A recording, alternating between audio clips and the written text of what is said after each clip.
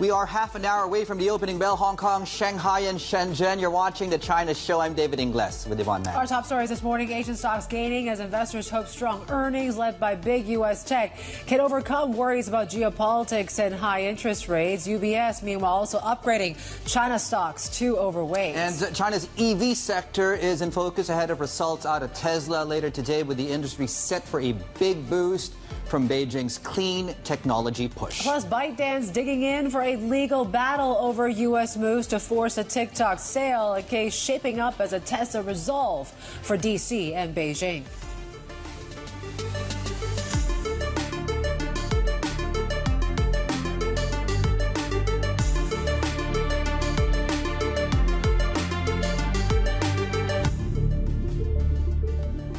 Well, this rally that started in Asia yesterday seems to come back full circle. We are actually extending this sort of rally here this morning for a second day. And certainly we are seeing that when it comes to the Asia-Pacific gauge, we're up about 0.5%. U.S. futures also, after snapping out of 7 days of losses, the longest losing streak we've seen in U.S. stocks since about October 2022. So that certainly helped lift the markets on the back of all these Mag 7. I believe it's about 180 companies going to be reporting results on the S&P this week. That makes up about 40% of the market cap. So that certainly is expectations which are lofty. Can they actually deliver? Seems like the market, for one thing, is scooping up some tech leading up to those big names as well. So that's why you're seeing the likes of Taipei up 1.5% opening up here this morning. Also Nikkei as well as Kospi catching a slight bid here today. Keep in mind there's also a 2-year bond auction, so we'll see if there's any sort of test here for demand and how that looks after the volatility that we've seen across yields. But we did see a slight bid on treasuries, and you're seeing that here in some of these sovereigns here in the region. Aussie 10-year yield down some 2 basis points. We're watching gold very closely. It was quite a steep drop yesterday, about 3%, so we're well below that 2,400 level now. That was the biggest drop that we've seen since 2021, I believe. And as we start to see those Mideast tensions start to ease a bit. Brent, though, still a little bit elevated. We're back to around 87 bucks here this morning. Keep in mind, dollar yen also reached that new 2024 high at 154.77 this morning. The dollar is pretty flat and steady here this morning. Watching the Golden Dragon Index and what that means. I mean, it was quite a rally overnight in some of these ADRs as well. And we really started here yesterday. The likes of Tencent was up 4 or 5% at one point during the Hong Kong session. So certainly these are very much in focus here today. We'll get to those UBS lines in a second, upgrading China and Hong Kong stocks to overweight. They also downgraded Taiwan and South Korea to neutral as well. So a bit of rotation there. Here's a setup for China. So we talked about this upgrade from UBS. The renminbi, certainly the onshore rate, is getting ever so closer to the weaker end of that band now and really testing that 2% band. I think it was like near the weekend 5 times already in April alone. Never have we seen that onshore rate that close to the weekend since 2015 during the devaluation, Dave. So certainly that's one to watch. 725.27 for dollar China. Futures pointing higher. Yep, suddenly the plot has thickened, certainly, Yvonne, going into the open today. So a couple of other things to tell you about. There's a standing committee meeting, of course, that begins today. 2.1% is the forecast for Hong Kong inflation, which also comes out later. We talked about gold. HIBOR has actually been tracking lower, lowest now since about October or September of last year. We'll talk more about the earnings reaction from some of the big names reported yesterday. And, of course, Ping An and China Tourism Group are reporting later today. On top of all of that, of course, this UBS note, which Yvonne alluded to, just crossing and dropping in our inboxes right now. A China upgrade. Why and why now? For, I guess, a closer look at what this exactly means. Yeah. For this longer story. All right, for more on this, let's bring in our Asia equities reporter, Jeannie Yu, who just got her hands on this report from UBS. What are they saying? What's sparking this move now? Yeah, I think there were some very interesting arguments they're saying. I think one thing is they were looking at the earnings growth, and then they argued that actually the biggest Chinese companies, their earnings actually doing fine, like not like as bad as some people thought about before, and it's actually outperforming like the whole like MSCI China earnings growth momentum, it's actually outperforming the rest of EM. These are the interesting arguments. And the other thing is, they were saying all the national team support, it's actually putting a floor to the market. Although like we've seen like all those supports have very briefly and not really strong versus what most people expected.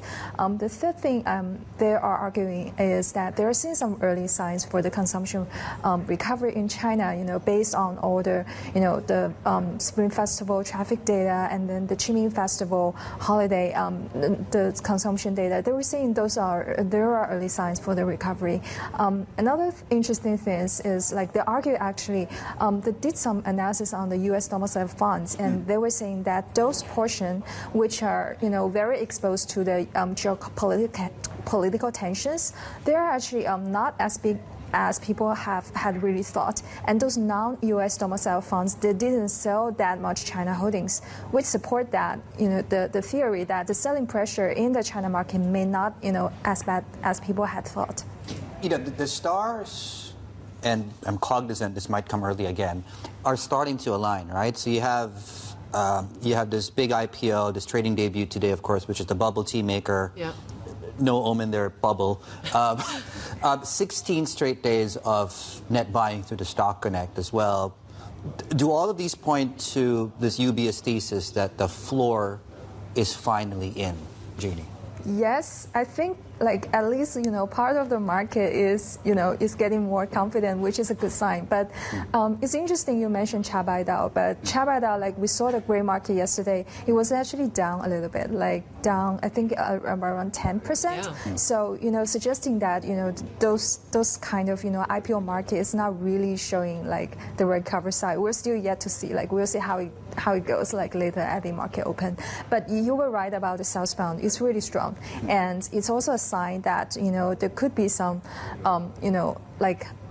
government-backed institutions that may want to buy some Hong Kong stocks through the Stock Connect, showing some support for Hong Kong, which is a good sign. Jeannie, great stuff. Thank you. Jeannie Yu there, our Asia equities reporter.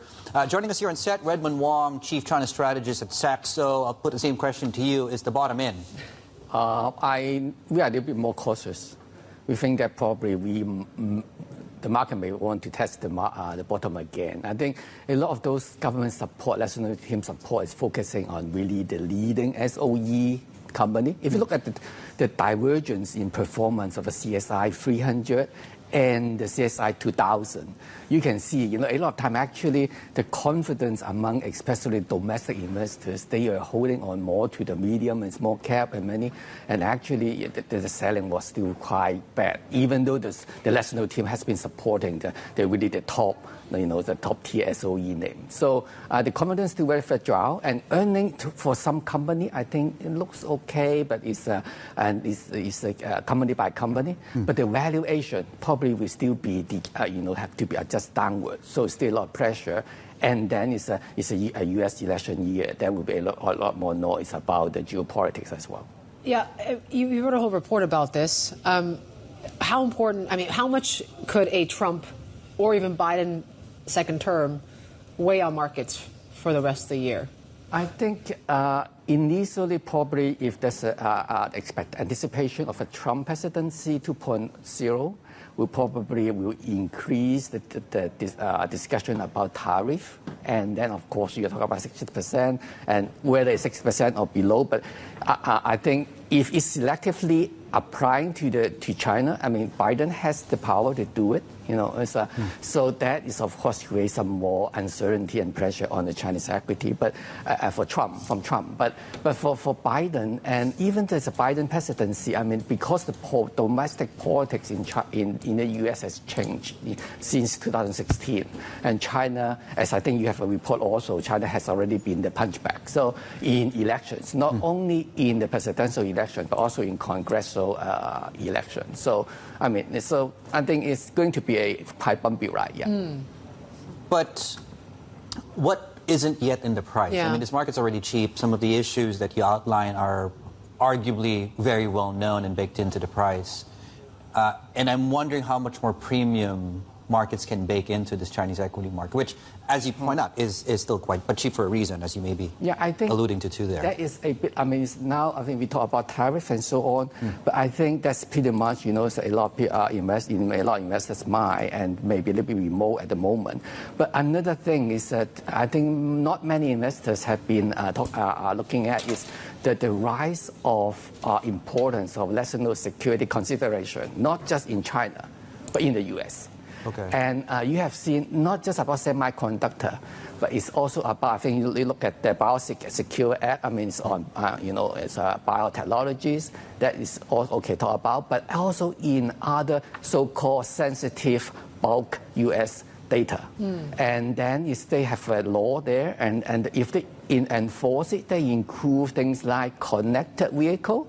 Yeah. So EV, I mean, is now front and center because it's even the battery, and they also have all that connectivity, and that is actually can be something face a lot of restriction in the U.S. and potentially in Europe as well. And also, if you look at the case in TikTok, it's not just TikTok. I mean, you think about I think Temu, I mean, Pinduoduo, I mean, it's Pinduoduo's Temu.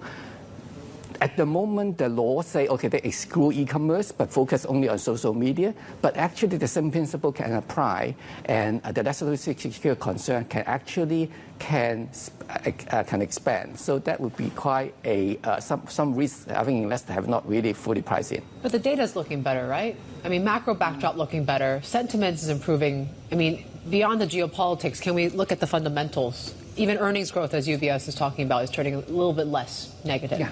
And the manufacturing sector, I think in the GDP this time, I think the manufacturing sector has done a little bit better. And also, but look at the March industrial production and retail sales, actually the momentum had decelerated in March. So in January, February, was quite good. I mean, we are not trying to predict the number, right. But I mean, investor, I'm sure that I think will be wait and see to see whether, just like last year, you have a good start at the beginning of the year, whether any deceleration, and also the threat pendulum still not is not in sight. So we're still not really hearing from the top leadership.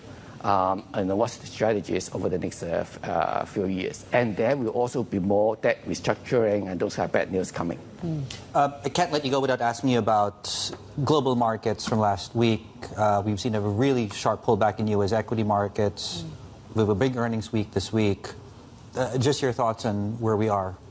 I think, earning probably still in the U.S. probably still will be going quite good. But the thing is, the outlook and also the anticipation of, maybe just 1 or 2 rate cut this year, that will also is going to hurt the market sentiment. And I think we have been seeing all those kind of shift in rotation sector.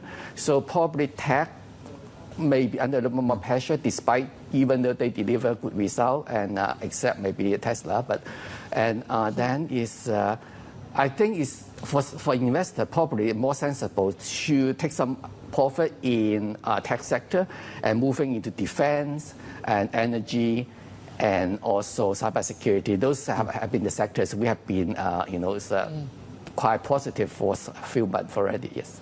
So, just to sum up, it seems as if what you're saying is global equities have peaked for the year. Is that a possibility?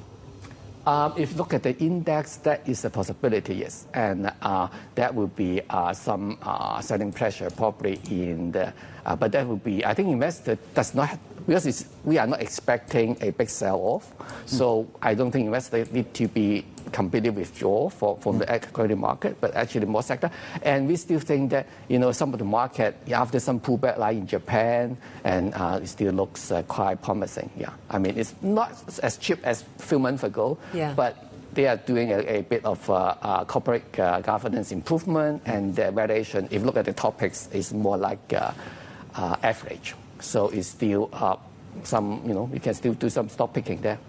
Redmond, thanks so much for joining us. Redmond Wong there, Chief China Strategist at Saxo. Still ahead, Tesla set to report first quarter earnings later on today, with investors really focused on its margins, guidance after slashing prices in markets, including China. We have a preview coming up next. Yep, just counting down to the open of trade, 15 minutes away, Shanghai, Shenzhen, and here in a very cloudy, hopefully less wet day. compared to the weekend. It's looking the same, though, somewhat, as you can see in Shanghai. There we go. Futures are flat, just coming off highs a little bit last few minutes or so. The open, of course, 15 minutes away. You're watching the China Show.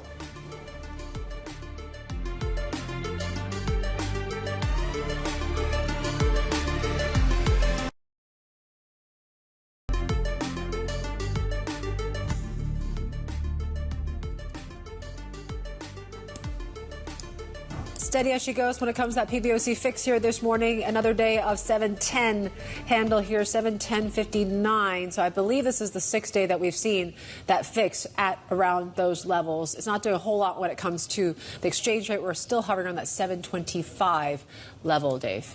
Yeah, all ahead of some key earnings coming through here in the region. A lot of big names ping on, of course, but we're looking ahead to arguably the biggest one today, Tesla.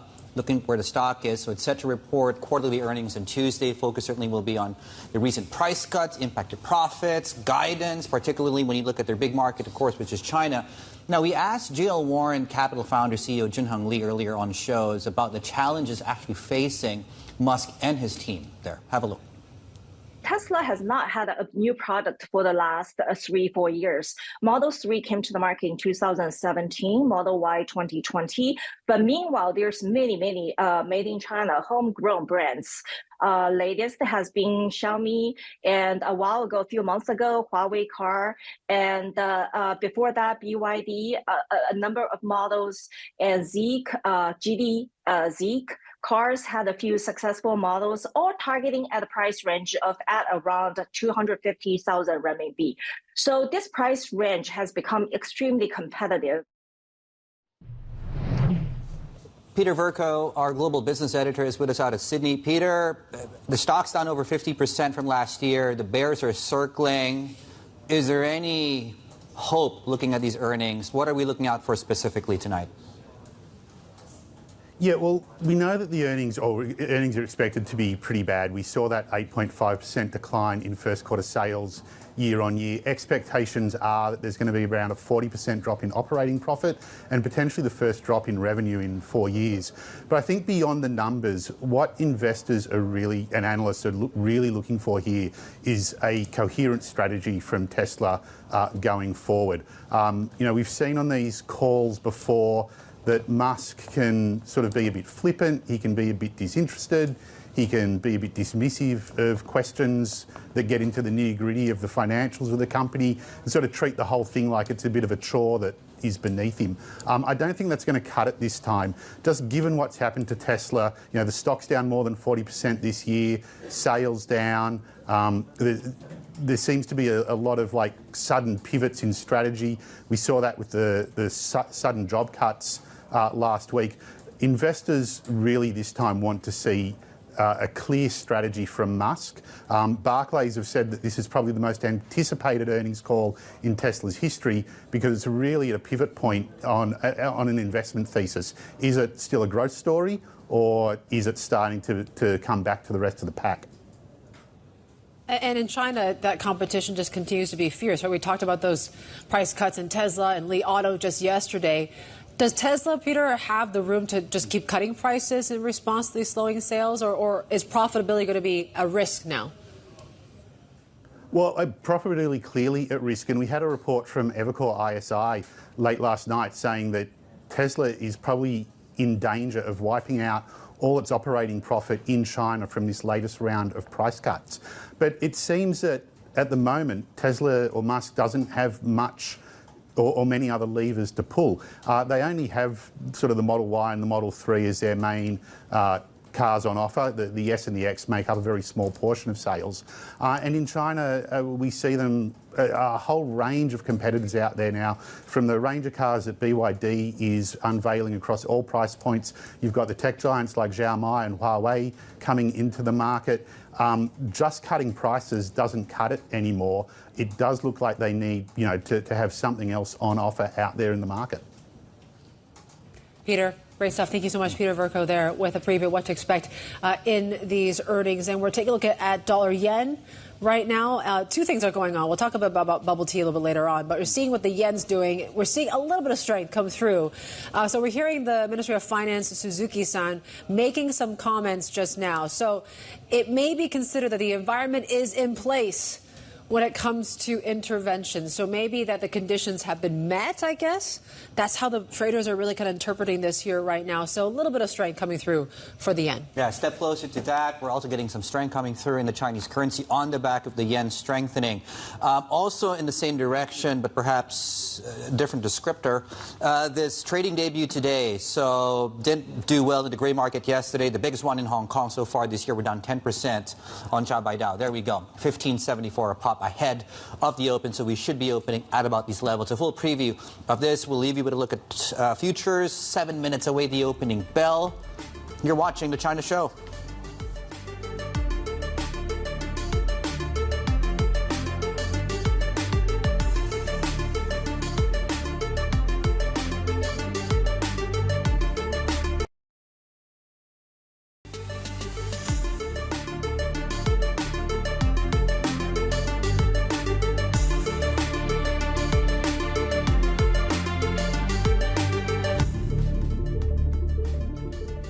Welcome back. You're watching the China Show. We're counting down the opens of markets in Hong Kong, Shanghai, as well as Shenzhen. It certainly looks like to be a pretty good day despite, as Dave mentioned, how bad. Look at that webcam in Hong Kong. It's nothing right now. You don't want to be outside. Hopefully you're dry somewhere watching the show. But yes, certainly the optimism around tech and, these lofty expectations, possibly they can actually deliver here. That certainly is what's really lifting these markets. In Hong Kong in particular, you got to talk about the IPO situation, right? We heard from the CSRC yesterday pledging to bring more mainland firms to Hong Kong. That certainly sent a lift to those markets yesterday.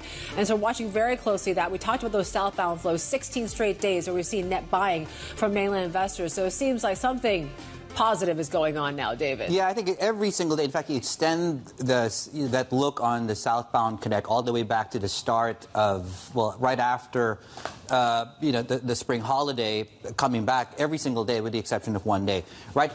So is it a good time to be coming to the market? Arguably the best time in the last, year or so. 1% higher on the Hang Seng Index, 16.7 right now. We've been stuck in a range. We peaked above the 17,000 handle sometime last week. And of course, and as you can see, obviously, we're a little bit below that as we speak.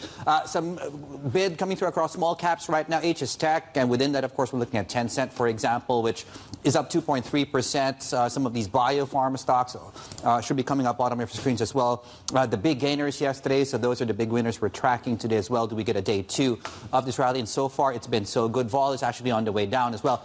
Earnings season. Just about entering that as far as China goes here. So a couple of stocks coming out with earnings, a couple of stocks coming out with earnings later today.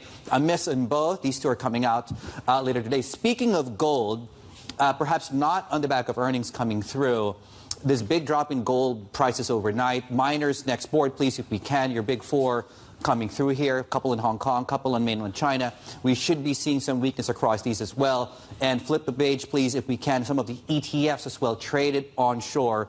Gold futures, bottom of your screens. And there we go. I'll leave you with a look at this for now. So some weakness coming through amidst, of course, Yvonne, what's still, generally speaking, an up arrow story across the board. Well, somewhat. Somewhat, because there's just one stock.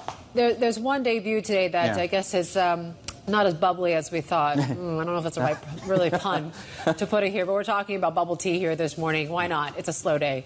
Chabaidao, there you go, 20% drop.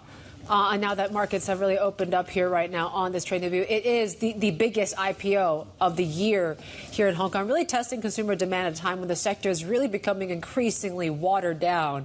Let's bring in our panel now. Our wealth reporter, Venus Fung, is with us. Also with us is Ada Lee from Bloomberg Intelligence, who does cover, of course, the consumer sector. Venus, will start with you.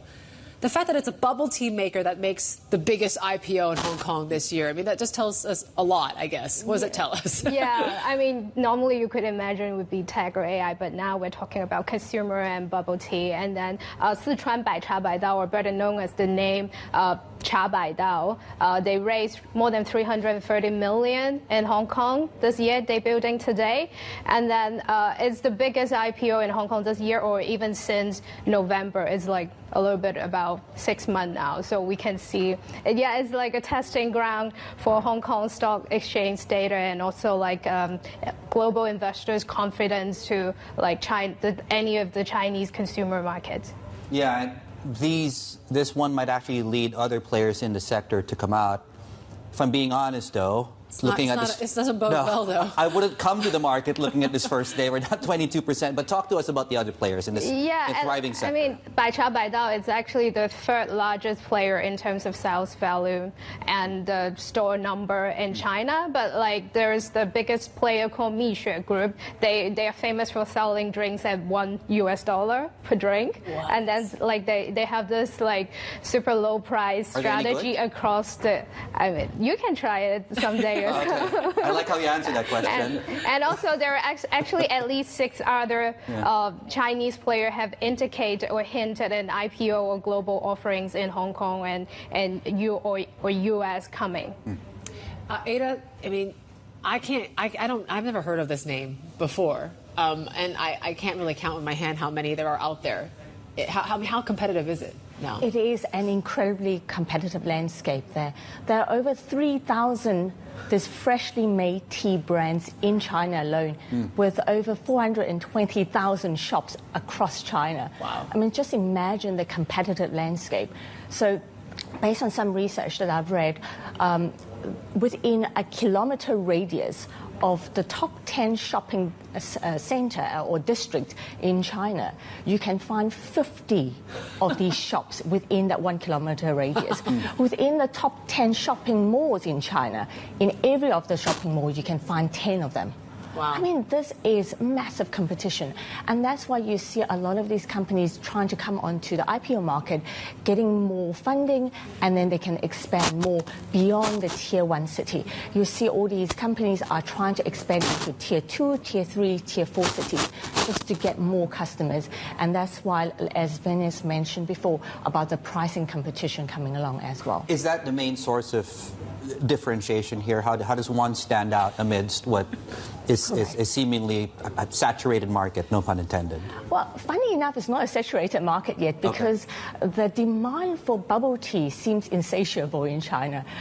In fact, what Frost & Sullivan has been saying is that they're expecting 15% CAGR growth over the next 5 years. That means the market could more than double to about 540 billion yuan by 2028. I mean, this is a massive growing market. And when you compare that to ready-to-drink tea drinks, so those are the ones in bottles readily available at supermarkets and convenience stores, those are expected to grow at between 1% to 2% over the 5 years.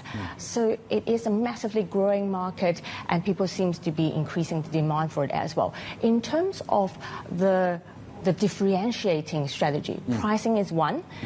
But the other thing is the brand recognition. You want people to hold your cup. And that's what you want, is the association of a lifestyle, of a brand, of what you aspire to be. So that's what they're working on. So one hand is premiumization, but the other hand is, the brand recognition. I think for people in Asia, they probably know bubble tea quite well. I'm just wondering, for an international audience, they might not know what bubble tea really is. But Venus, I mean, can you tell us a bit more about the varieties, right? I mean, there are just so many varieties. I mean, in Bai Chai, that was 100 varieties of tea. That's what the name is called. But, I mean, first of all, just what is it?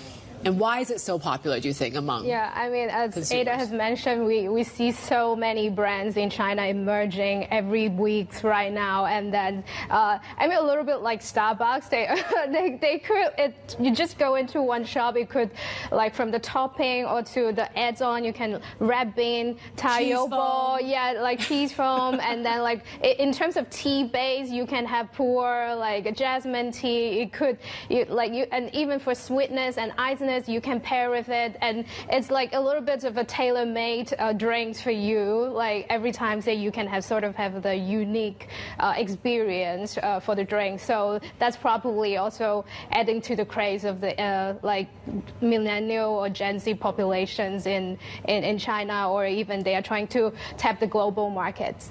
Right. Ada, I'll bring you in because you also cover not just this, right? You cover booze makers, for example. Correct. And I'm wondering, is this a mega trend? Is this a shift in preferences, generational shift, quite literally, away from alcohol to... Or even just, Starbucks has been trying to get, do well in this market in China. And really, you can't quite beat tea in China. You can't beat tea in China. I think Chinese, is a tea drinking population, so to speak. In terms of boost, though, I think people are looking for healthier lifestyle. So that's why they are also, the booze maker also making zero alcohol content beer, so for example. And people are looking for healthier alternative, like less sugar, more healthier alternative. So what we have seen in Shanghai is they recently roll out the Nutri-Grade system for the boba tea and the other beverages as well, that they grade the different ingredients from A to D, and then so to tell you, are they saturated fat, are they less sugar? So people are looking for healthier alternatives as well. Team, thank you so much. Great stuff. Ada Lee there and Venus Fang on the IPO, the sector, and how sweet it is. Any chance to talk about bubble tea? But you talk about healthy options. I don't know if bubble tea is really that healthy, right? Diabetes has entered the chat.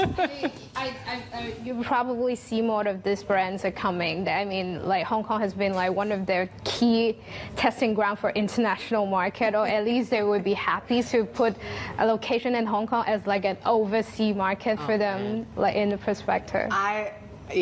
I'm a traditional girl. I think I like my milk tea and tapioca balls, and that's it. I don't want any variation. What about you? What's your drink of choice? I like taking pictures of the lion around a lot of these stores, around where I live. That's my hobby. That's how I'm involved here. All right. But I can see how it's. Anyway. I'll take your orders later, ladies. All right. Thanks so much. We talked about this, right? This is not just the only IPO, or at least trading debut today. It's busy this week. It's a busy week, at least relatively speaking, for Hong Kong, right? We're talking about some 3 big listings that has happened. So we talked about Chabaidao. Today, there's also a Tianjin Construction Development Group that also debuted here today. Not a good showing either. You take a look at what we've been seeing with Tianjin. We're down close to 23% for that one. But also the rest of the week, Mobvoi, that's the one on Wednesday. That's an AI startup, certainly one on the tech sector, which we could maybe be a little bit more optimistic about, and AutoStreet's development, too. Yep, going to be busy this week. Stay tuned for all of that, and hopefully we see a better showing. Well, it's early. It's only the first 10 minutes of trade, so these two could actually recover throughout the session here. Plenty more ahead. This is the China Show.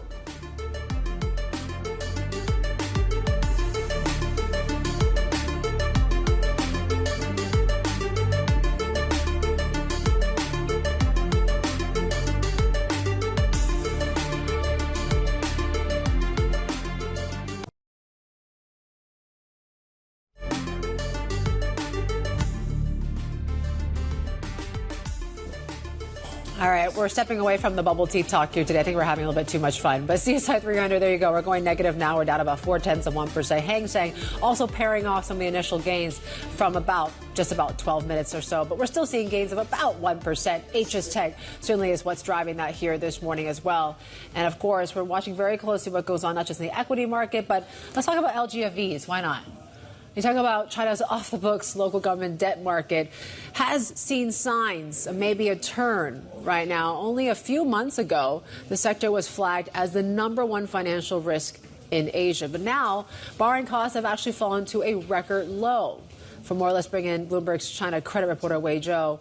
Why do you think the LGFV market is so hot at the moment? Is it a safe space to get into now? Yeah, so Last year, they were certainly having a difficult time because, as you know, a lot of LGFVs, they are not very financially sustainable. So they rely heavily on local government. But the local government's revenue, they have been suffered because of China's housing crisis, because a large chunk of their revenue actually comes from land sales. But starting from this year, we're seeing like the market has improved a lot. This is partly because the government has introduced a lot of support measures. On the other hand, because China's stock market has been tumbling and the housing crisis is still going on, so investors, they don't have a lot of alternative to invest in. That's make LGFV a relatively safe space for them. So what measures have we seen so far to kind of ease those investors' concerns about liquidity and the debt repayment ability of these LGFVs now? Yeah, one measure is that the government set a refinancing program. They also set up an emergency fund for, cities or regions they may have like difficulty repaying debt. They also highlight 12K regions or provinces that may have difficulties repaying debt. On top of that, they also increase lending through banks and China's informal shadow banks, the trust sector. And it brings to mind about shadow banks, right? What sort of role do they play in helping with the liquidity situation? Right. There has been a resurgence in financing activities from these shadow banks. Our reporting shows that China's two top trust firms, they have increased their financing to LGFVs by 1/3 in the first quarter. The public available data also shows that trust products used to finance LGFVs hit a 4-year high of 138 billion yuan in the first quarter. All right. Wei Zhou, thank you, our China credit reporter. Another story that we're tracking for you today is when it comes to TikTok. The Chinese parent company ByteDance has made it clear it has no intention of selling the short video app. That's as the U.S. government moves ahead with its threat to shut down the platform if it's not divested. Now, for more, let's bring in our tech reporter, Zhoping Huang. Let's start on what we're hearing from the U.S. Why do you think that there's such a resolve, I guess, or that they're willing to keep this legal fight going? For TikTok. Both are like awful options for TikTok, right? Whether we're talking about divestment or a U.S. ban, but out of the two, if the company has to pick, it looks like it wants to try and avoid a ban instead of selling its greatest assets, because it's now trying to fight the ban in the U.S. courts. And if we compare that to 4 years ago, it's a big contrast, because during the Trump era, the company had a preliminary deal to sell TikTok first to Microsoft and then to Oracle. But things have changed now, because for one thing, TikTok has grown way bigger in the States. It now has 170 million users. And on top of that, it has grew a e-commerce ecosystem. So a lot of like creators and small business owners count on TikTok in their daily life. They count on TikTok, to reach their audience or customers.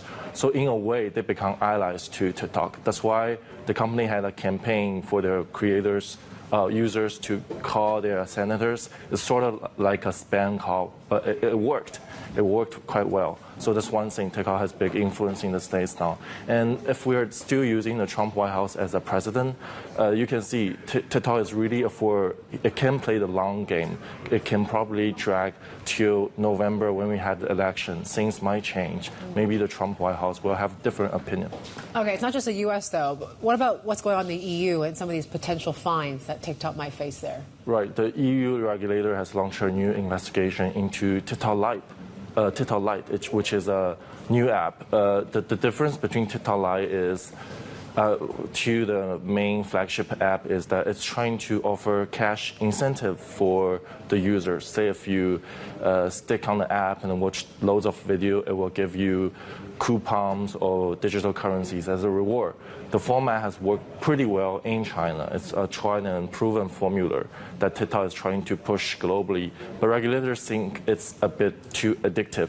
So I guess the takeaway for Chinese tech companies is that they will run into these like regulatory troubles when they try to export their business models. And what does this mean for companies like PDD, Temu, that are also operating in the U.S. right now? I mean, whatever comes out of this legal battle really has implications for them too, right? Yeah, the legal and international relations experts we talked to think there might be a rippling or domino effect. So TikTok versus the states could be a watershed legal case. And if TikTok doesn't go as it wished, it could be a bad implication for other players like Temu or even Alibaba, which also has a business in the States or Europe. All right, Joby, great story there. Joby Wong there, Bloomberg tech reporter, on the latest when it comes to TikTok. And here are some other corporate stories that we're tracking for you today. Saudi Aramco has started talks to buy a 10% stake in China's Hengli Petrochemical. The state-owned company has signed an initial agreement to explore a potential transaction. No financial details or a timeline were provided. Aramco is seeking more deals in Asia to expand its business and secure long-term buyers for its crude. The Singapore Exchange is proposing a rule change to make it easier for some shareholders to call special general meetings. Under the proposal, companies must take steps within 3 weeks to hold a meeting if shareholders with at least 10% of paid-up stock calls for one. Now, it's the latest move in an ongoing push to improve corporate governance in Singapore in response to rising shareholder activism. Now, the U.S. Federal Trade Commission is seeking to stop an $8.5 billion merger between two fashion giants. The agency filed complaints alleging that the deal between Coach parent company Tapestry and Michael Kors' owner Capri could harm the luxury goods market. It's the first time the Biden administration has used its aggressive antitrust enforcement trying to stop a deal in the sector. And Valentino's chairman says Chinese demand is still weak and that conditions remain tough for luxury goods. The country's weakening consumer sentiment has hit other global luxury brands. Both LVMH and Kering have also seen slumping mainland sales. This year started with an expectation that the luxury markets will grow between 2 to 4%. My personal feeling, it will be much less than that. Probably it will be flat. The reality is that Europe, US is still very flat at the moment, and China is still weak. And we have already seen some companies coming with some results. And it is very clear that it is quite a challenging environment in 2024. All right, we got plenty more ahead. Check markets coming up. This is Bloomberg.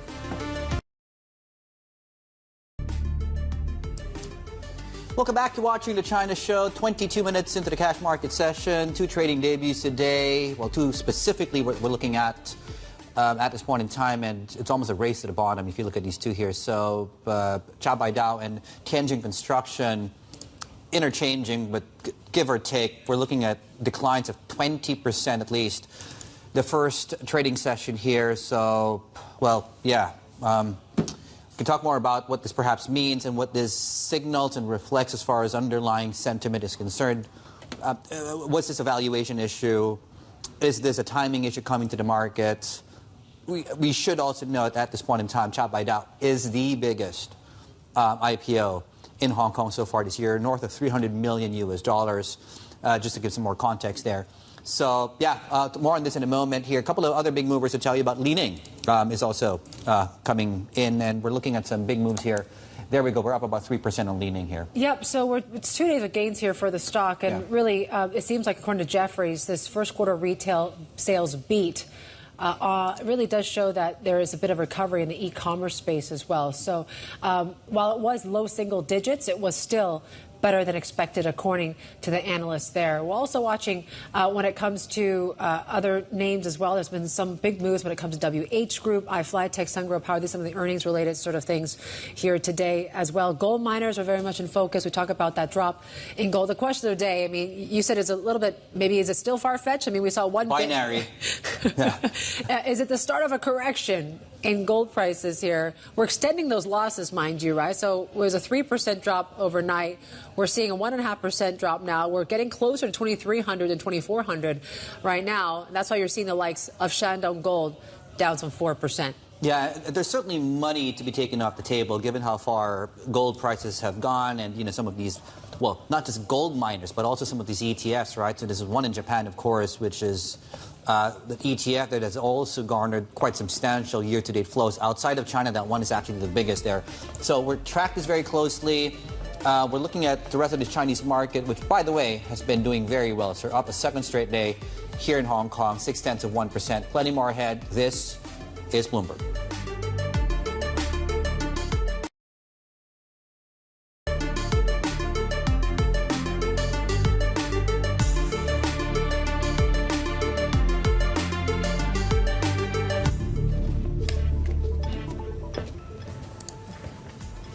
Welcome back to the China Show. Here's a look at the CSI 300, just a half hour into the session here, and we continue on and extending those declines. They're down about 0.6% here. Hong Kong's doing a little bit better, but we've also pared back some of the gains from the last half hour as well. So is MSCI China. We're still seeing gains about 0.6%. HS Tech still doing quite well here this morning. Dave, what's on your mind? Yeah, I'm looking at volumes coming through maybe as an indicator of how the lasting power of this rally as far as price is concerned, as you were pointing out, right? So day two, we had a very good day on Monday. That followed through from the U.S., of course, overnight. In case you guys missed it, the FTSE 100 hitting a record overnight. So it's an earnings theme that at least we can focus on at this point in time. It's an earnings theme in the U.S., which we'll get to in a moment. A lot of the big Chinese names coming out with earnings and some of the reactions we're seeing across these markets for now. Asia ex-China is looking like this, and then we'll talk about China in a moment because there's a note out of UBS upgrading China now to overweight for various reasons. Interesting, actually, the reasons they're doing that. Let's have a look at Asia, please, if we can. So I think we're 0.6% to the upside on as far as that's concerned in terms of sector groups, and sort of Japan, Korea, and the others have done well, not as well as the others as well. Taiwan coming back 0.7%. Just a glance, of course, at some of the treasury action in the treasury market. We have some auctions, by the way, this week, which we'll get to in a moment. Not a lot. We're trading sideways in the currency markets. U.S. futures are doing this. Going into, of course, key earnings, it's hard to underscore how important these earnings are. Out of Tesla, of course, which we'll unpack further later on in the show. Some weakness coming through in the NASDAQ 100 contract right now, 0.25%, which might go into, and when you look at the S&P, we're back above 5,000. It goes into this note out of the folks at JP Morgan, of course, Marko Kolanovic and team. They're looking at the possibility that, fine, we did have a rebound overnight, but as far as the target is concerned, right, 16% downside, 4,200 really is where they think the market will be by the end of this year. So the correction is not over. This thing doesn't go in a straight line, but as far as they're concerned, they're sticking by the target for now, ahead of these earnings, of course. Yvonne. Yeah, it's interesting that I mentioned, right, when you have elevated bond yields, you have a stronger dollar, you have higher oil prices. That doesn't quite bode well usually for equities, and that's what they're usually flagging here from JP Morgan. 4,200. I think that's the lowest target for the S&P among some of the Wall Street banks here right now out of JP Morgan. Our Garfield Reynolds leads our Markets Live Asia coverage and joins us now. It's interesting what Kolanovic is saying. Of course, he's been a bear for some time now, but yes, I mean, are we likely to see a bit of a turn in equities now, the big turn people are waiting for? Or do you think these tech earnings this week are really going to drive this rally further? Well, the tech earnings are very much being looked at as the key potential rescue, the cavalry that could be coming to turn things around for equities. There was a lot of concern building in recent weeks about whether or not the extreme equities rally this year was sustainable. On the one hand, the stronger economic picture for the US in particular acted as a justification for equities to rise while bonds fell, sent yields up. But we got to the stage where bond yields started to get higher and higher, and that brings valuation concerns with it, especially because although the Fed still expects to cut rates this year, it is signaling that probably those 3 cuts that it was saying in the dot plots as recently as March and even after that were the most likely scenario. It now seems like that's a less than likely scenario. And with the rapidity with which markets have moved from pricing 6 cuts to pricing 1.5, you have to be asking yourself, if you're an equities investor, are we going to get any cuts? And even if we do, are we going to get the sort of cuts over this year and the following year that were expected? And how do we calculate the risk reward there? On the one hand, fewer cuts means stronger economy. On the other hand, it also means a tougher valuations hurdle. So that brings us back in particular to the tech sector, because AI-fueled gains more than anything else have helped to drive optimism that tech could lead the way in boosting productivity and boosting profits more broadly for the US economy, and therefore you can have equities continue to march higher, even with valuations higher on a historical basis, and especially high at a time when bond yields are back at the sort of levels that have been rare over the last decade or so.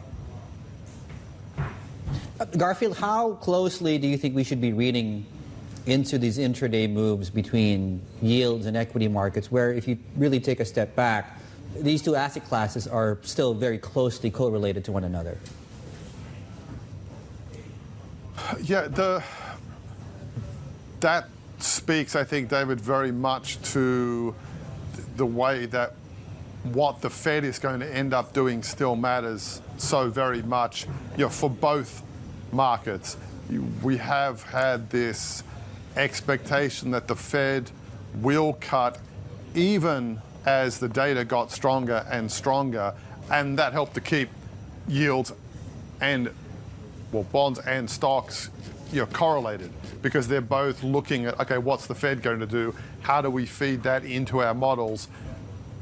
At some stage, that correlation should fray, you would think, because either we're going to get a soft or no landing, or we're going to get a hard landing for the economy. And at that stage, you would get some real divergence in the way that the bond and stocks markets are responding.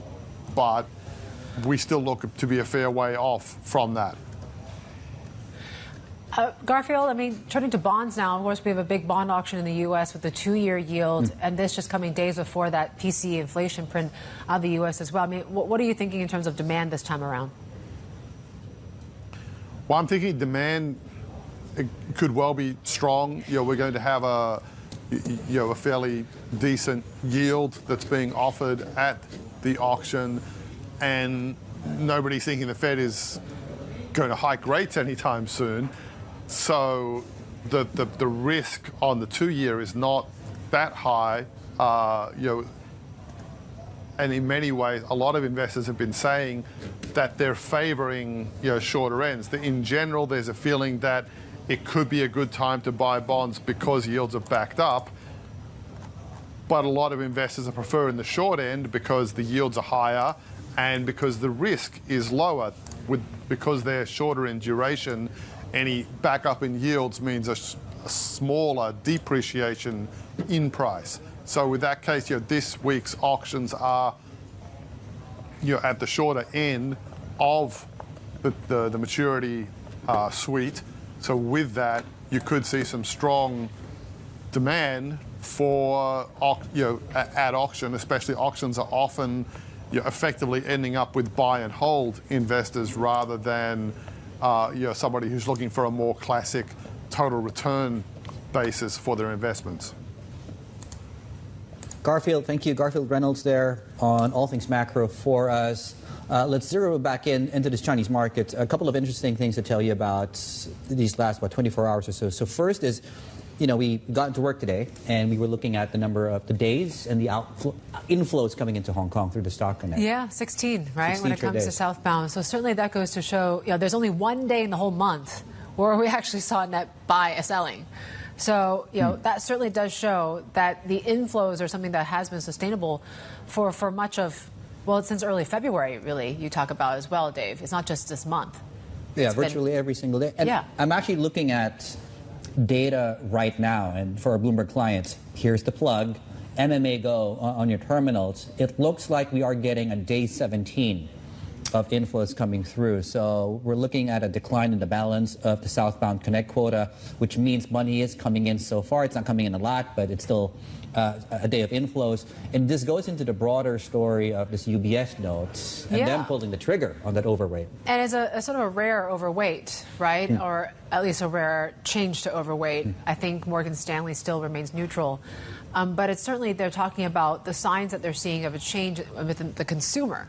The fact that people are maybe loosening their purse strings a little bit more now does show that maybe consumer confidence is coming back, and maybe that's going to help consumption, that's going to help equities as well. They talked about that likely floor to the market being set already. Also, this sort of efforts to really boost shareholder returns is becoming an emerging trend, really, and a theme. Yeah, there's a lot more visibility on returning money to shareholders. Yeah. And interesting that they're citing the national team, to your first point, as something that is not normally seen as changing the calculus of a certain market, but the state buying or the national team coming in their view, did enough to put a floor underneath the market, 10% below, I believe, where current pricing is at the moment. And they also talked about, when you talk about all these, what's been done, what hasn't been done, and I think Redmond Wong had an interesting note about, look, the geopolitics is going to get pretty messy.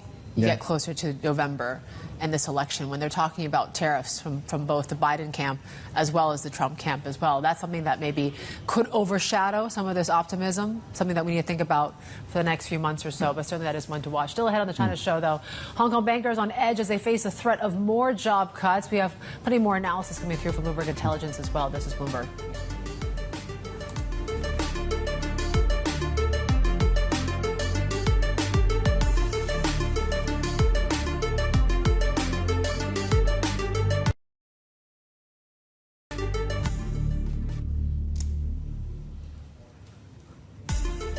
All right, Hong Kong up, mainland China down for now. Certainly inflows, flows-wise, you're looking at more flows coming back into Hong Kong. Again, 17 straight days net buying from mainland investors into Hong Kong. Some weakness coming through across onshore markets. One story we're tracking at this point, so you have Chinese private bank NOAA looking to add as much as double the number of managers it employs in Hong Kong and Singapore. The CFO of the Shanghai-based firm told us they actually plan to hire, get this, 50 to 100 wealth managers in the two cities. This is to handle an increased flow of capital from mainland China. NOAA is also exploring the licenses needed to set up in Dubai, given interest, of course, from clients in that part of the world. And it might seem like they have plenty to choose from in terms of who to hire. Right now, Bloomberg Intelligence has been crunching the numbers and saying that Hong Kong investment bankers could face further job cuts as the slowdown in China deals persist and employers look to trim highly compensated staff. Let's bring in our senior banking and fintech analyst, Francis Chen. Also want to bring in our senior diversified financials analyst, Sharni Wong, on the IPO outlook. Francis, I'll start with you. You've been looking at this very closely. Where are we in terms of this sort of job cycle now? This has been happening for about 18 months. And over the past year, we tried to search as many news articles as we can collect. And we find out investment banking divisions could be the area of the heaviest casualties. And how many have you been looking at? 200 investment bankers or more of them have been cut from their Hong Kong offices. I'm not talking about other offices in Asia. For instance, many investment banks are also cutting positions in mainland China and other parts of Asia. But Hong Kong and China could be among the heaviest casualty we see from the global investment banks. Right. Can it continue? Before I bring Sharni, Sure. Can this trend continue? You mentioned we're 18 months into this process. Yeah, that's a very good question. And later on, we can really bring in Sharni to tell us about the IPO prospects in Hong Kong. And we all know about the news has been plunged to multi-year low in the first quarter in terms of the volume IPO amount. And we do see some green shoots. We do have some regulatory good news. Those would be what we are depending on. But in terms of the number of bankers still in Hong Kong, when I glance at the news I search for, many of the global investment banks are saying, they have been planning to trim maybe 10 to 15% of their staff in Asia. So what we have seen could be only 10 to 15 or only 20% of their total number of staff. So if things turn south further, we don't know there will be more to come or not. Is the IPO pipeline, Sharni, looking any better this year? I mean, it's a busy week in Hong Kong, at least this week. Yeah, so for the onshore pipeline, definitely not, because the regulators have clamped down on that. And, if we think back back to 2003, the last time they did the clampdown. That lasted well over a year. So it's likely that the onshore pipeline, it won't rebound until next year. Having said that, for Hong Kong should be better if there is a rebound. So market sentiment, nobody really knows when exactly. But we think that given that there is still a very strong pipeline of deals coming to Hong Kong, it could rebound much earlier than in China. So how much do we know about the pipeline at this point? How much visibility do we have over the pipeline? We actually have quite a lot of visibility. So actually there's a lot of Chinese companies that are applying to the regulator to list overseas. So there's been over 230 of them since last year when the CSRC started accepting applications. And there's about 100 left in the pipeline, and of those, about 75%, so 3/4, want to list in Hong Kong. So that's definitely in the pipeline, and we're seeing, even on Friday, right, the CSRC came up with a statement, saying that they definitely support IPOs in Hong Kong. So I think overall on the regulatory front, definitely it's going to be very supportive. What do you make of those regulations from the CSRC about, they want to rid these zombie companies, there's all these capital market sort of measures now. Are we likely to see a wave of delistings onshore on the back of this? Yes. Or is those views overblown?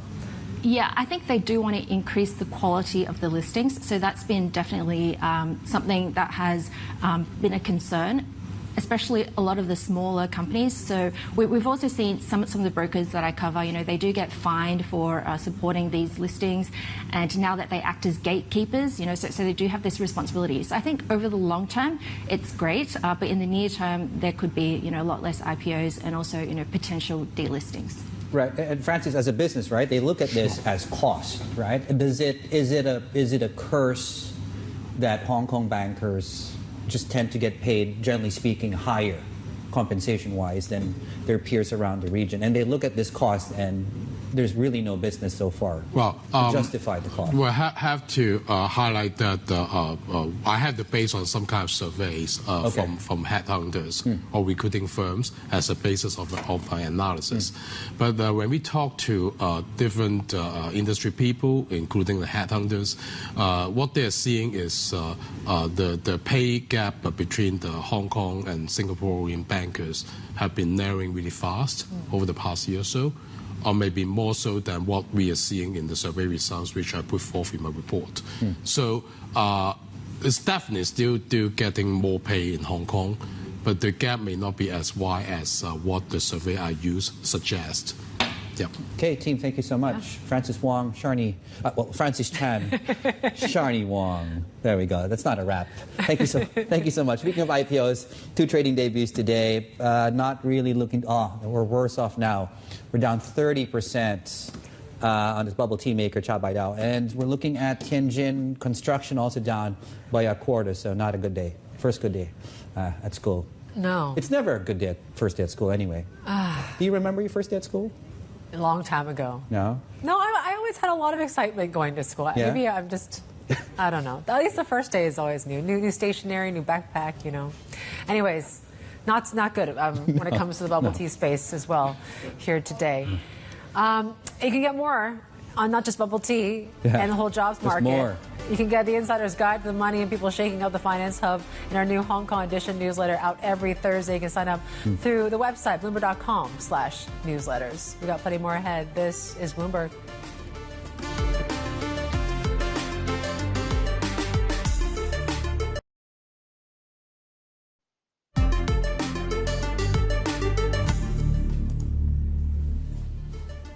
We've been talking a lot about tech and what it all means for this week and whether we're going to see that kind of make or break moment when it comes to the Max 7, Tesla, the like here. But you take a look at what Asia and what we're seeing here. Relatively low exposure to tech stocks may actually prove to be a boon for markets in India and parts of Southeast Asia. And that's because of all these bets of a delay in the Federal Reserve's rate cuts could actually derail this chip rally. Let's get to our senior editor for Asia Equities, Abhishek Vishnu. We certainly have seen a beating when it comes to some of these tech names, just given what we've been hearing from the Fed. Abhishek, what are you seeing in terms of this rotation now, or potential rotation? Well, this actually rotation is taking place. It has started in Asia. If you look at Korea, Taiwan, and look at the month-to-date performance, they have underperformed these markets that you mentioned, India, parts of Southeast Asia, even smaller markets like Pakistan. So, it's natural that when AI is crumbling, you're looking for ideas on the non-AI side.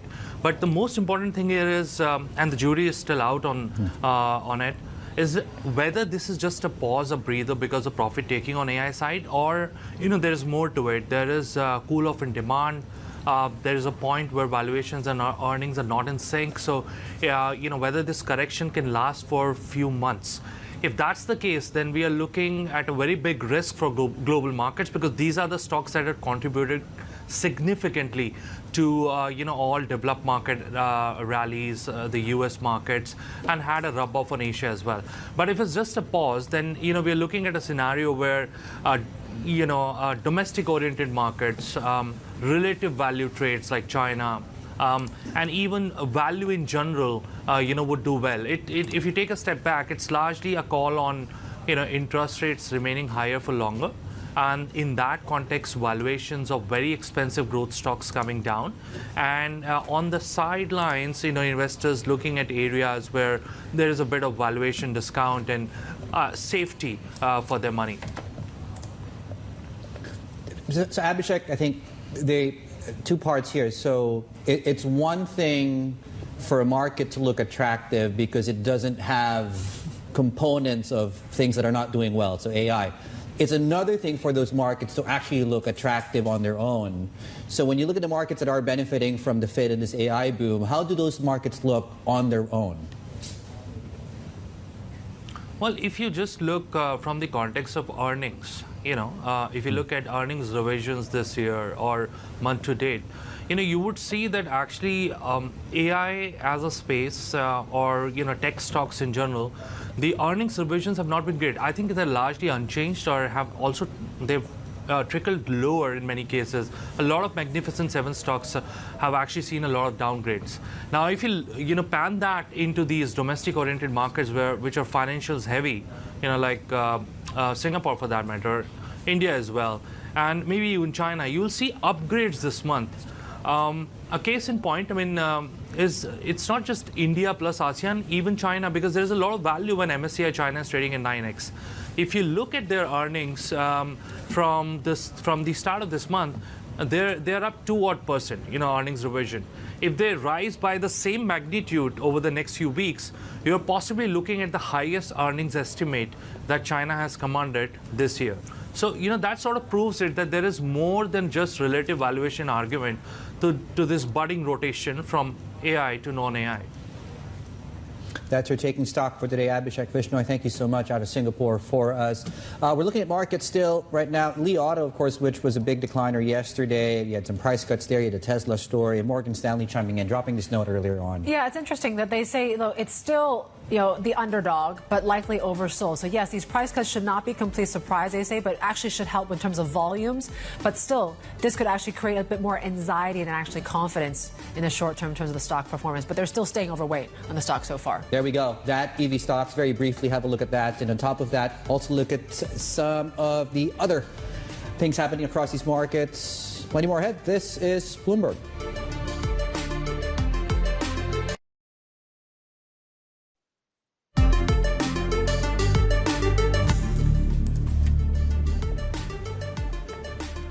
All right, Japanese markets heading into that lunch break here right now, and you're seeing when it comes to equities, it's a slight bid, 154.73. We're still hovering around those 2024 highs for dollar-yen here. There was some lines from Suzuki-san in the last hour or so.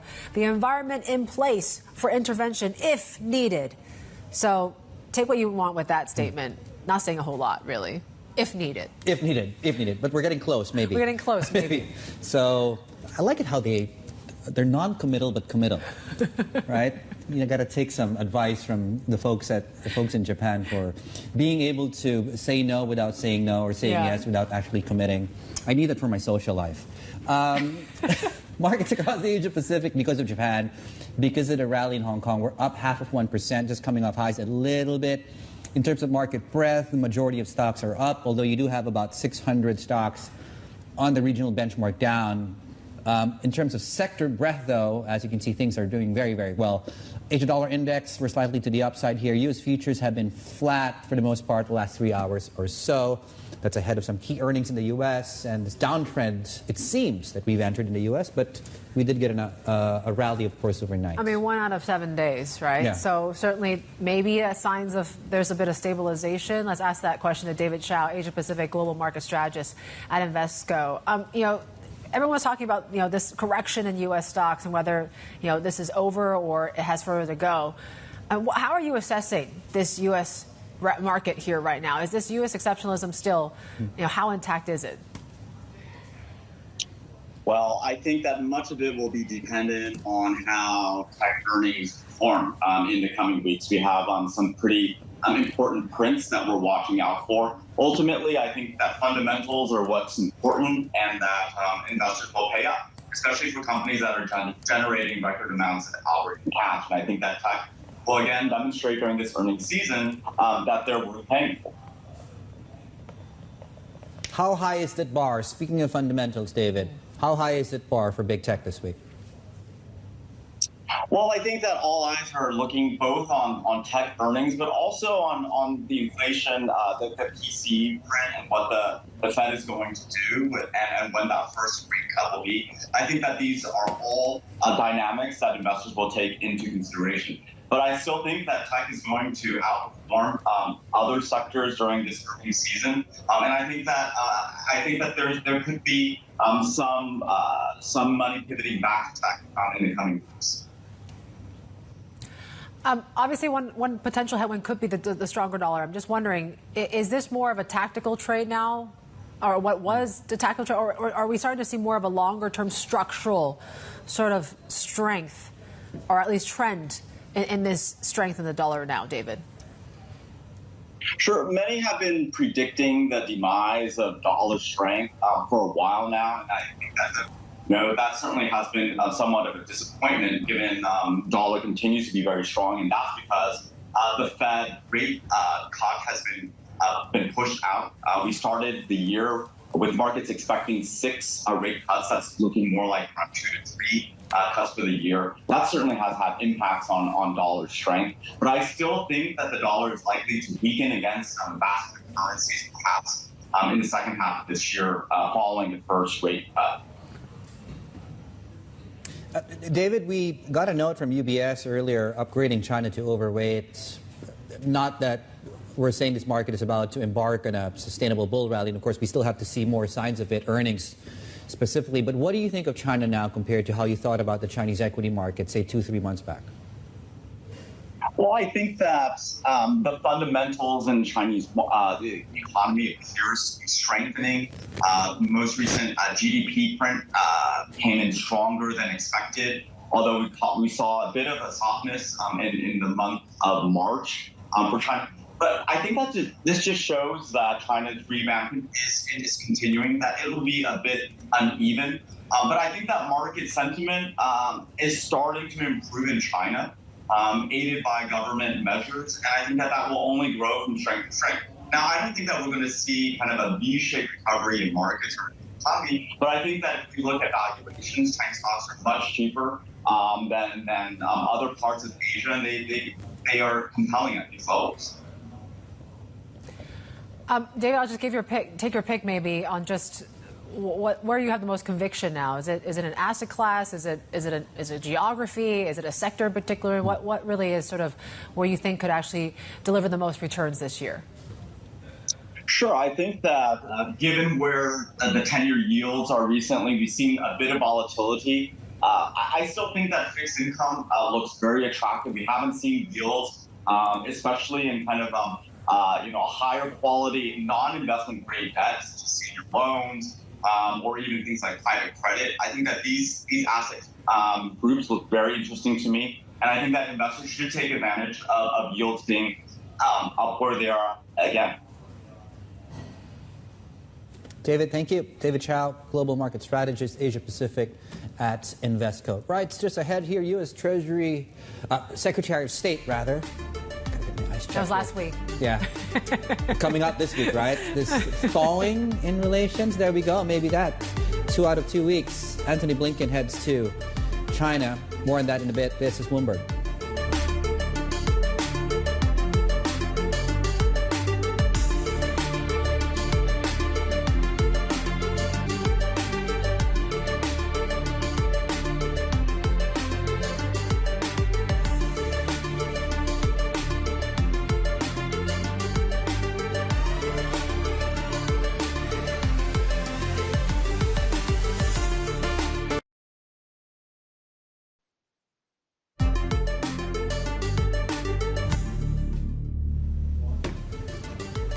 Well, U.S. Secretary of State Antony Blinken arrives in China tomorrow, and he's expected to call out Beijing over support for Russia's war efforts, but also making sure the bilateral relationship doesn't get worse. Now, the trip is the latest in a series of visits by senior U.S. officials as Beijing and Washington look to deliver on promises made in San Francisco late last year. Let's bring in now our Bloomberg opinion columnist, Vaswani.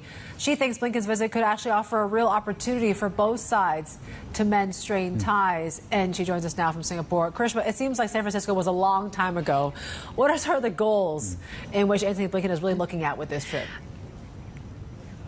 Yeah, you know, Yvonne, San Francisco does feel like a long time ago. But as part of that meeting, both she and Biden agreed to a package of talks, an agreement to have more dialogue. And you have seen that in the lead up to Blinken's visit that's going to be taking place this week in both Shanghai and Beijing. You've had Janet Yellen go to China. There's been a phone call between President Biden and and the Chinese leader Xi Jinping recently as well. So more dialogue is definitely good. But the key two goals, I think, that Antony Blinken will be looking to try and achieve from his visit in China is to get China on side in terms of stopping Chinese companies from funding the Russia war effort in Ukraine, and as well to try and get some way to de-escalate the growing conflict in the Middle East. China has a lot of sway in both of these areas, but it is feeling boxed in because of a variety of tactics that the U.S. has used in recent months, ranging from trade tariffs to security alliances, as well as pressure in the South China Sea. So to get China to talk and to cooperate, I do think it would serve Antony Blinken and the United States to cooperate, to be more compromising, I should say, rather than just combative all the time. You mentioned something there, the Chinese companies funding Russia's war in Ukraine. What do we know about that, Karishma? Very little at this point in time, and as you have consistently heard from the Chinese, they will say that this is something that is not going on. And I think there is a tone and tenor to the conversation that is really key here, because when you sit down to try and negotiate with a superpower, and for all intents and purposes, you know, these are the two rivals that will dominate the way the global economy is going to be built in the future, and also global security alliances as well. Now, what China wants very much is to have the United States out of its backyard. It wants Washington not to be involved in naval and military exercises I should say, in the South China Sea. It wants to say that this belongs to us. But other countries who are involved in this part of the world say, well, you know what, that's not true. We also lay claim to aspects of the South China Sea, and they need Washington to ensure that there is freedom of navigation in these contested waters.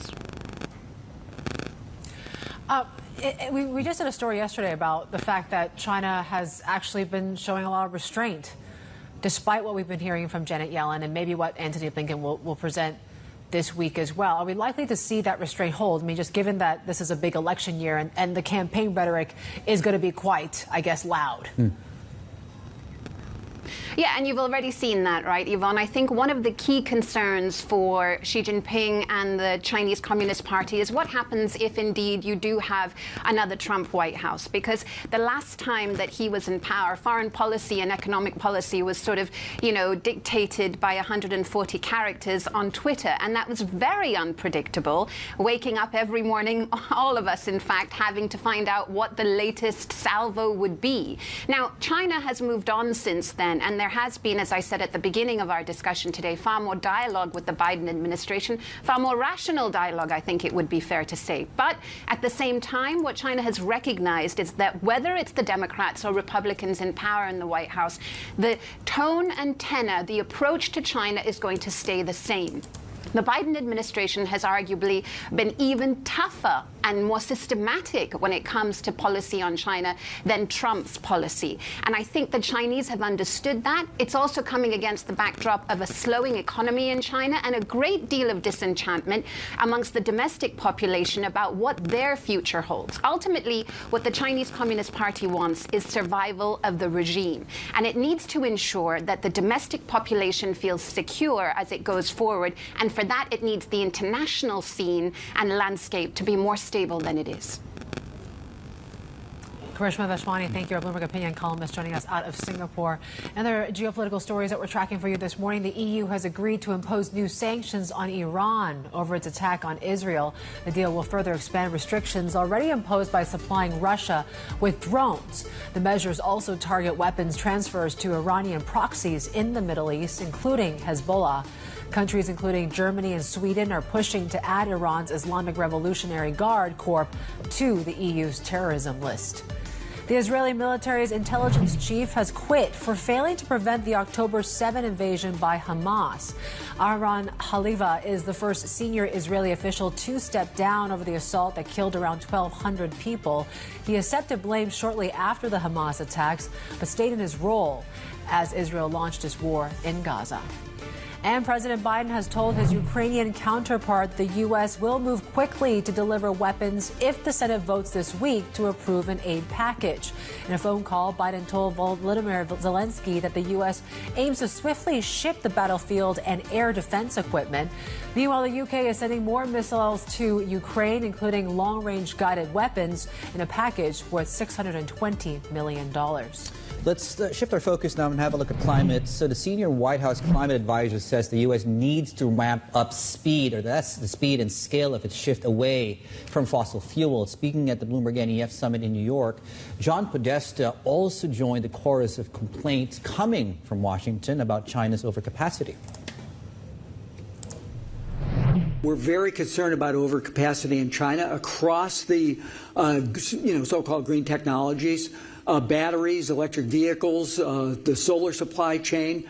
Particularly the shift of the economic focus of Beijing has been on trying to get out of the stagnation they were in by investing in capacity in some of these technologies.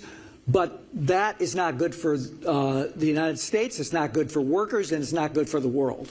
Because we need a level, competitive playing field across the globe so that everybody has a fair chance to compete, build the products that are necessary. I think American auto companies and auto workers can compete with anybody across the globe. So we're going to do what we need to do to protect the investments we're making as we're decarbonizing. You know, the first goal we have is to cut our emissions in half by 2030. That's what the IRA was all about. It was to invest in these new technologies to spur innovation, and we're not going to let those be undercut by unfair trade practices. But do tariffs hurt climate change? In the sense that you wake up every day and you think about decarbonizing. I think what we need to do is to have a system that's, and I think, by the way, I'm now traveling around the world, and people were first critical of the IRA, and I think what's happened, particularly with our partners and allies in Europe, in Japan, in Korea, and other places, is they've responded by saying, you know, this investment-led strategy is a smart strategy. It helps spread the benefits of green energy across communities. You know, we've been very mindful of trying to ensure that every community, including traditional energy communities, feel the positive effects of the investments that we're making. We're seeing the emissions profile and emissions reductions happening, and we need to protect that overall effort, and we'll do what we need to do to do that. And that was the White House senior climate advisor John Podesta with Bloomberg's Anne-Marie Hordern. We got plenty more ahead. This is Bloomberg.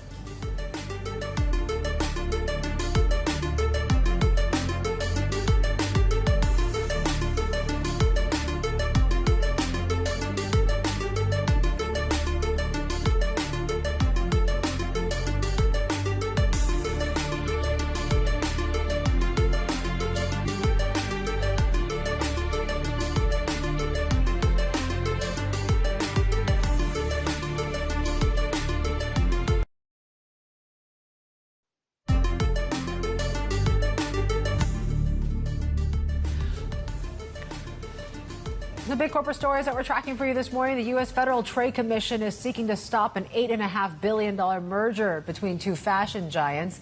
The agency filed complaints alleging that the deal between Coach parent company Tapestry and Michael Kors owner Capri would harm the luxury goods market. It's the first time the Biden administration has used its aggressive antitrust enforcement trying to stop a deal in the sector. And Valentino's chairman says Chinese demand is still weak and that conditions remain tough for luxury goods. The country's weakening consumer sentiment has hit other global luxury brands. Both LVMH and Kering have also seen slumping mainland sales. This year started with an expectation that the luxury markets will grow between 2 to 4%. My personal feeling, it will be much less than that. Probably it will be flat. The reality is that Europe, US is still very flat at the moment, and China is still weak. And we have already seen some companies coming with some results. And it is very clear that it is quite a challenging environment in 2024. Saudi Aramco has started talks to buy a 10% stake in China's Hengli Petrochemical. The state-owned company has signed an initial agreement to explore a potential transaction. No financial details or a timeline were provided. Aramco is seeking more deals in Asia to expand its business and secure long-term buyers for its crude. Reliance Industries disappointed on profit for the fourth straight quarter, hampered by continued weakness in its petrochemicals business and higher taxes. India's largest company by market value reported a dip in profit to $2.3 billion from a year ago levels, while revenue did top expectations. In an earnings call, the Reliance CFO said the business faces a, quote, multi-decade low in petrochemicals. Okay, let's have a look at, wow, lots of movers today. We'll start things off with shares of Hong Kong clearing and exchanges here, the exchange operator. We're up 1.7. We're up a second straight day. We're back to levels, highest levels here since, get this, last week. There's a note out of Morgan Stanley, the analysts there, Richard Xu and Shiyao Huang, talking about how some of these measures coming out of the securities regulators in mainland China will enhance ties with Hong Kong, which might benefit or positive catalyst here for the exchange operator. Yeah, and also there's been an interesting call from Goldman as well, yeah, talking about sort of the measures that we've seen about, you know, when it comes to shareholder returns, corporate governance standards. Kendra Lau and his team talking about how there's a potential for onshore stocks to actually gain 20% on this. We'll talk a little more about that a little bit. Earnings to tell you about, we're launching at Li Ning, WH Group, iFlyTech, Sungrow. These are some of the big earnings that we saw as well. Li Ning, though low single digits, but still better than expected, according to Jefferies. The stock up some 5% when it comes to retail sales and the like there. WH Group, seems like that pork business in the U.S. was helping to really offset some of the China weakness as well. That's why the stock is up. And iFlyTech is heading the other direction here this morning. Yep, Sungrow Power, the other one to tell you about, 3.5% earnings jump as well, 40% in the first quarter. Right, something to watch in the next, what time is it now? In the next 20 minutes, it comes out 11:15-ish, local time every day, are your HIBOR rates. So this specific one, your CNH HIBOR, 1 month to be more specific on the tenor here. We're very near, as you can see, that high that we hit, I think that was back in 2023, above which it takes us back to levels of 2018. Watch this closely in case we do get above that. Funding costs effectively here, and is it a sign of liquidity at this point in time? Anyway, want to watch. Right, a rally taking place here in Hong Kong. HS Tech is up 2.4%. Broadly speaking, we are looking at a lot of gains in today's session here. If I can squint, Saxo. There we go. Who else? What are you seeing? Meituan, You I better mean, those eyes are than up me. like 5-6% here right now. You're watching Tencent is up another day on the back of, I think the game was Dungeons and Fighters. That's Correct right. me if I'm wrong.